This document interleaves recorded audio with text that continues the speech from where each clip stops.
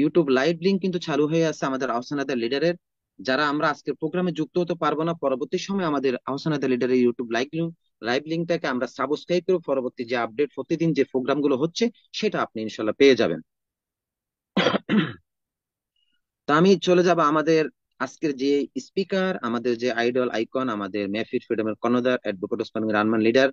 এবং উনি একজন ইন্টারন্যাশনাল স্পিকার। ওনার প্রতিটি কথাই কিন্তু আপনি আমাকে মোটিভেট করার মতো এবং গাইডলাইন, নিজেকে উজ্জীবিত করার মতো অনুপ্রেরণা হিসেবে ওনার প্রতিটি স্লাইড শো, প্রতিটি কথাই কিন্তু আপনাকে অনেক দূর নিয়ে যাওয়ার মতো হাতিয়ার হিসেবে। লিডারের প্রতিটি কথা, প্রতিটি স্লাইড শো এবং প্রতিটি পদক্ষেপ, প্রতিটি টিপস কিন্তু আপনার জন্য, আমার জন্য ভেরি ভেরি ইম্পর্টেন্ট।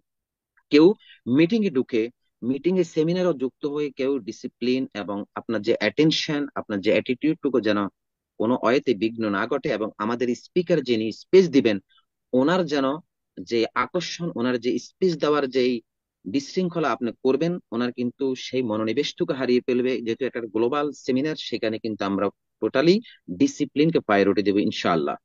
তা আমি এই মুহূর্তে চলে যাব আমাদের আইডল, আমাদের আইকন, যিনি আমাদেরকে আজকে 3 দিন সিরিজ প্রোগ্রামের সমাপনী দিনে আমাদেরকে আজকে সেই প্রোগ্রামটা সমাপ্তি করবেন।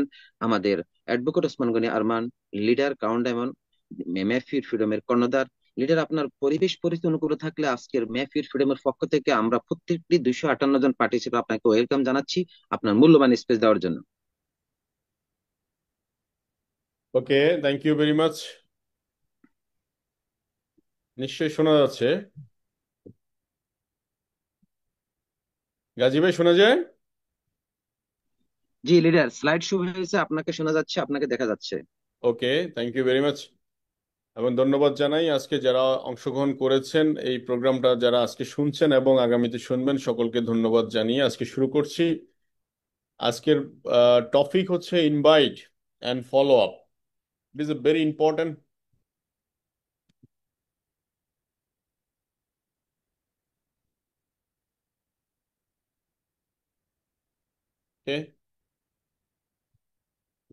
ইট is a very important topic, কারণ এখান থেকে হচ্ছে স্টার্ট হয়। First of all, invite.